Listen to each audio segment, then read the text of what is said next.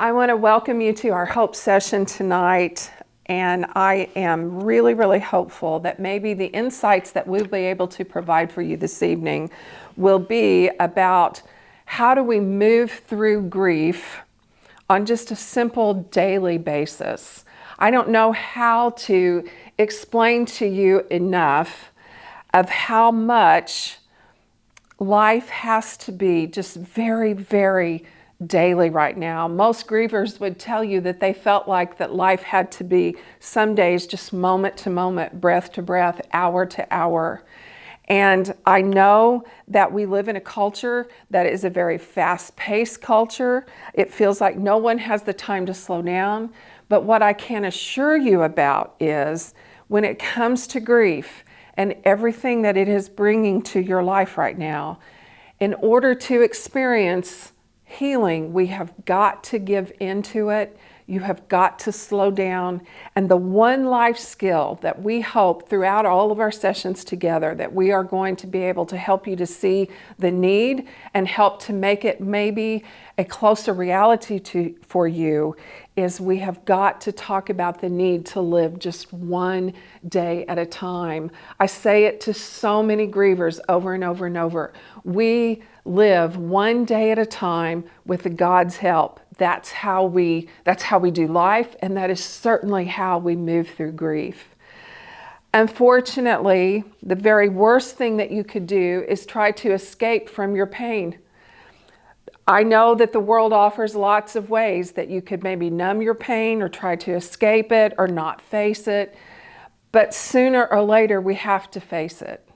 And I just want to remind you today that you will not face it alone, that God will be there in every aspect of the grief journey. God is there. He is there with you.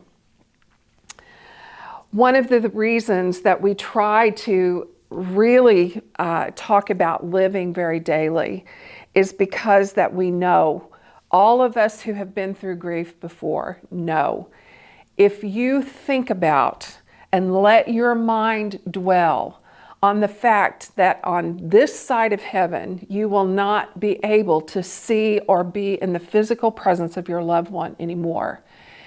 If you ruminate on that and think about it over and over, it will overpower you every single time. And you will feel more despaired about your future, and you will feel more despaired about ever having any hope of having any normalcy again. Many times when you are thinking about never seeing them again, even though that's normal, if we think about it too much, it will bring panic. And it will bring anxiety, and it will bring despair. But what we have found out that is helpful for grievers, I can't think about not having you for a whole lifetime. But maybe with God's help, if I can break it down just a little bit, and I can think about, okay, maybe I won't get to see you just today. I can take just today, and with God's help, I can live today. Can't worry about tomorrow, but I can live today. And that's how we will move just one little step at a time through grief. I think if you were to think about it, it's a biblical principle. We shouldn't be surprised that it's really how we should live anyway. But I think it becomes more of a necessity that we'll notice whenever we're trying to move through grief. If you look at, there are several examples in Scripture. If you go back to some of the Old Testament narratives, we can look at Exodus 16, and we can see that the children of Israel were wandering in the desert. And when we know that they would end up wandering for 4 years, they were not happy about this. They grumbled about everything. But in that, you saw where God would provide for them in their physical needs, their emotional needs, their spiritual needs, every single thing that they would need on this journey while they were wandering. He would give to them in the form of what the Bible calls manna, and He would give it to them daily, just one day at a time. And I think if you were to think about that, why would God do that? He did that because he wanted them to know that to rely on him, to rely on him just one day at a time for every provision that they would need. You can go a little further in Scripture, and in the book of Proverbs 16, the proverb writer said, "Don't boast about tomorrow because you don't know what any day is going to bring forth." In other words, just focus on today. And then you can go a little further in your scriptures and you can see where Jesus comes on the scene.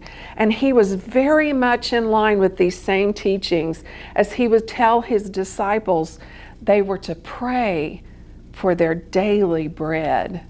The wisdom that Jesus would give to them when he would say, don't worry about tomorrow, because tomorrow will have enough trouble of its own. Jesus knew that.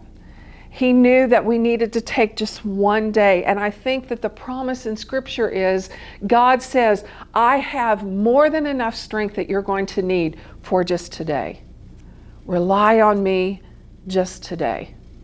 So how does that look like? What does it look like in just my everyday life? It means that I start each day. It started back in days of grief where I didn't think I could face a whole day.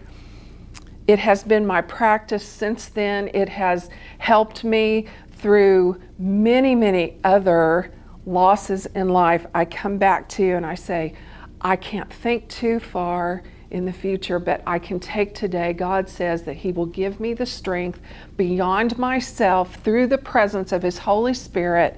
He will give me my daily bread. And I'm going to seek him just for today. I start my day out every single day. God, I know that I need your strength for today. I need your wisdom just for today. I'm probably going to need your comfort just for today. And when my thoughts get too far ahead of me about everything in the future, Lord, would you bring me back just to today? I start my day every single day with that prayer. And that would be the prayer that I would encourage you to pray.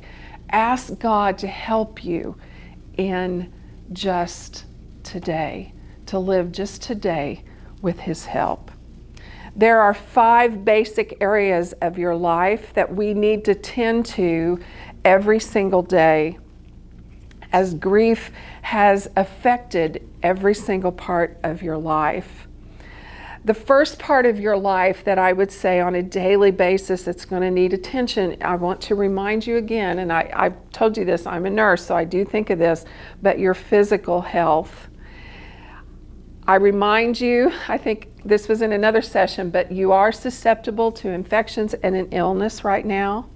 And I would think on a daily basis, the way that you could help yourself is to try to make it a goal that even though you're under a lot of stress right now, try to eat well, maybe do something of brief exercise in a day, try to get some fresh air, drink some water, and try to ask God to help you physically to get through all of the demands that the stress and the grief is helping you, has brought into your life. Grief has been called the deepest emotional pain that you and I can face. And in this part of our life, in the emotional part of your life, I have to tell you that it is important that you allow yourself to cry. If you need to cry today, cry all day if you need to. But remember, and we will talk about this off and on throughout our sessions together, please remember, God made you as an emotional being. And you have to find ways to get those emotions out. It might be through crying, it might be through yelling, it might be through screaming. It might be just by yourself, you and God praying and seeking him. But to find a healthy way for yourself to be expressing your emotions, that is something that you need to do on a daily basis in order to to kind of have some emotional kind of healing and equilibrium for yourself. The other part of ourself that is really, really affected by grief would be our cognitive self. In other words, our mind and our thoughts, our brain work. If you are feeling right now like you have a very clouded brain, I want you to know that that is very, very normal. If you feel like you maybe have some memory loss, or you're having a difficult time tracing details about things that people say to you, maybe you just feel a general sense of disorientation. I want to remind you today that all of that is normal and can last quite a while, but most of the time that will get better in time. The practical side of how do you do life with a brain that's not thinking clearly? And I would just tell you that you need to set simple goals in a day. From time to time, do something that maybe gives you a sense of accomplishment. And it is recommended by almost every resource I've consulted with that you put off making any major decisions for a year or two, just simply because this clouded brain kind of feeling, it actually is very physical. It's the way God made us. It is a normal part of grief, and it's just something that will take time. But if you will tend to some practical things in your physical health and your emotional health, eventually your mind, your body, your spirit, they will kind of come together and you will have more ability to think clearly. It will happen, but it really does take time. I know right now that your life has been affected socially and that you are probably having either social withdrawal, or maybe the people around you sometimes bring you encouragement, other times bring you further pain. I don't think any of us who have grieved before would say that all the people around us had all the right things to say or do. I know that no one around you fully understands what you're going through. Even though they've probably grieved losses themselves, they can't totally understand because your grief journey will be unique to you. But I want you to remember always that we grieve in community and people are still important. It's really unrealistic for you to think that your social relationships won't change after a major loss. But I do encourage you, please keep a small circle of close friends or family close to you. In other words, have someone that you can be confiding in and talking to and be very real with throughout this very special and tender time in your life. The last part of our life that, of course, is affected so much in grief, and that is our spiritual health. It's often been said and misquoted by people that God won't give you more than you can handle. And I have to just say, truthfully, that is nowhere in the Bible. And I believe that most of life is more than you and I can handle in and of ourselves. But thankfully, God tells us He will help us. He will give us strength. He doesn't intend for you to go through this by yourself. Remember, He is the source of the daily manna, the daily strength, the daily help. And all you and I have to do is to ask Him every day and then watch and see how it is that He meets that need. I'll never forget, it had been a couple of weeks after my daughter had died, and I was having a particularly low day. And I remember reaching out to God and praying, God, I just feel so alone in this. No one understands, and everyone's forgotten. No one even remembers. And later that evening, I had a knock at the door, and it was a friend of mine, and she said, I don't know, I just felt like I needed to stop by and check on you today. And she came in, and I don't think I did anything but cry the whole time she was there. But I knew that that was a simple way that God was saying to me, I've seen your pain, and I've heard your prayer. I'm sending someone to love on you tonight that can be my hands and my heart to you. And I encourage you today to know that God is there for you. He hasn't done anything for me that he doesn't do for anyone that's asking him and seeking him. As we conclude this part of our session tonight, I just want to remind you of one very, very simple scripture that I have just loved this scripture. The psalmist writer was David, and he was praising God for many reasons. But he said this in Psalm 68, verse 19. He said, "Praise be to the Lord, to God our Savior, who daily bears our burdens." When I encourage you to live one day at a time with God's help, when I encourage you not to think too far ahead in the future, I'm not just giving you wisdom from my own personal experience. I feel like what I'm trying to share with you is what God has said to us. And if he has said it to us, he will carry through on his word. I'd like to pray for you right now as we conclude this session, the need for daily strength, living one day at a time.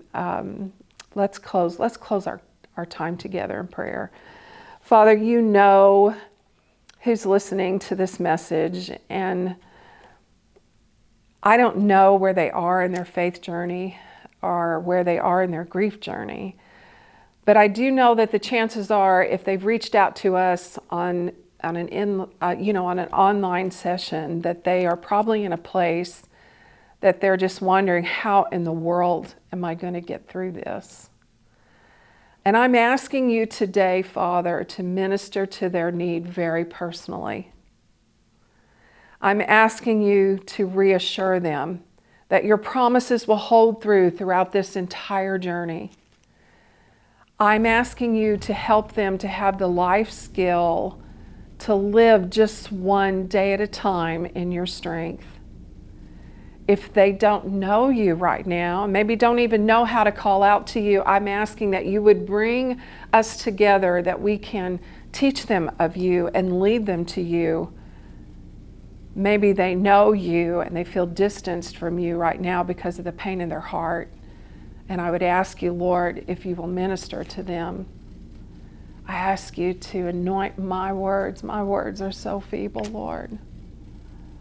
But I know that you will bless them for seeking you. I know that to be true. I pray for them wherever they are. In the name of Jesus, I pray. Amen and amen.